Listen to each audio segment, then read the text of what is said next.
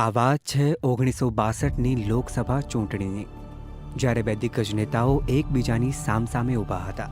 આ વાત છે યુપીની ફૂલપુર બેઠકની. એ બેઠક જે જવાહરલાલ નહેરુ અને રામ મનોહર લોહિયાની ટક્કરની સાક્ષી બનેલી. ને ત્યારે એવું કંઈક બનેલું જે ભારતની ચૂંટણીના ઇતિહાસમાં ક્યારેય નહોતું બન્યું. 1962ની લોકસભા ચૂંટણી, યુપીની ફૂલપુર બેઠક.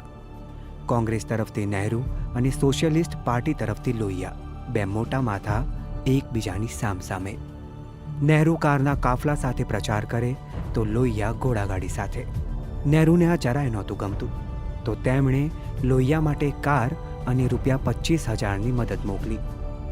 એક ઉમેદવારે બીજા ઉમેદવારને મદદ મોકલી હોય તેવો કદાચ આ પહેલો કિસ્સો હતો, જેથી આ ઘટનાએ ભારત સહિત વિદેશની મીડિયાનું પણ ધ્યાન ખેંચ્યું.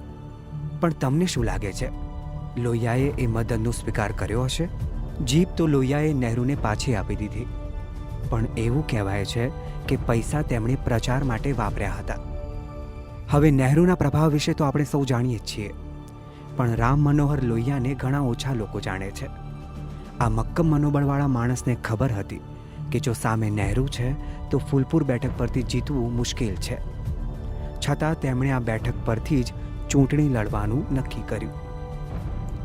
લોહિયાના રાજકીય સલાહકારોએ તેમને બીજી બેઠક પરથી લડવાની સલાહ આપી, પણ લોહિયાને તો આ જ બેઠક પરથી લડવું હતું.